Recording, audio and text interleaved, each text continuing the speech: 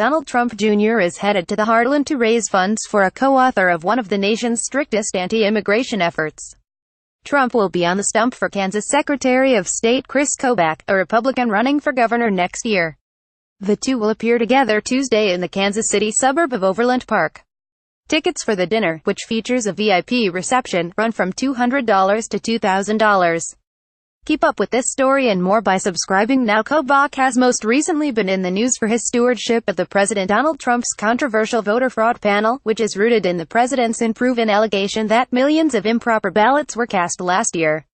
The panel has been dogged by lawsuits from civil rights and privacy groups, and plagued by infighting among its members.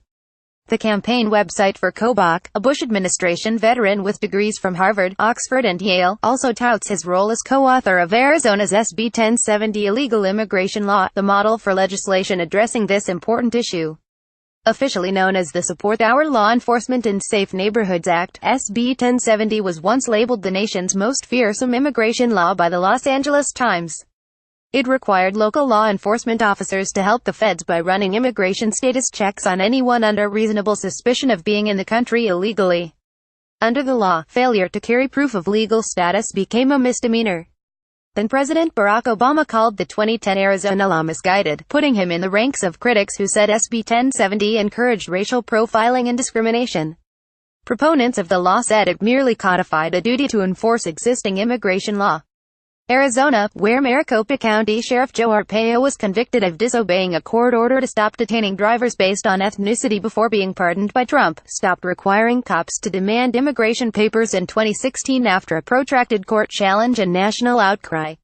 A spokeswoman for Kobach has not responded to Newsweek requests for comment about his campaign, which has been condemned by former Kansas Governor Kathleen Sebelius or other Democrats. The Trump Organization, which the president's elder sons are overseeing while their father is in the Oval Office, didn't immediately respond either. Kobach's website plays up his ties to the White House, noting in 2016 Kris served as an advisor to the campaign of now President Trump.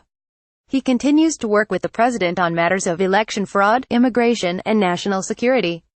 Trump, it says, knows there is no greater leader on these issues, which is why he named Kris to serve as the vice chair of the Presidential Commission on Election and Integrity. A White House spokeswoman didn't immediately confirm or deny that the president supports Kobach, who hopes to succeed Governor Sam Brownback, Trump's nominee for Ambassador-at-Large for Religious Freedom.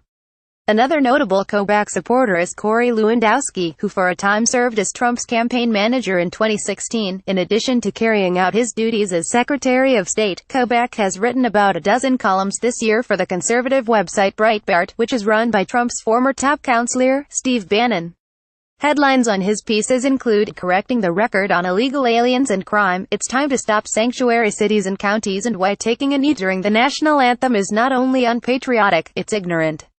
The father of five has also written extensively on voter fraud. His website says he's led the charge to require voter ID at polling places and require proof of citizenship for all newly registered voters. Kobach denounced the Hispanization of the U.S. in his 2004 book, Who Are We? The Challenges to America's National Identity, and has over the years been linked to organizations such as the Federation for American Immigration Reform, which the Southern Poverty Law Center classified as a hate group in 2007 for its ties to white supremacist groups and eugenicists.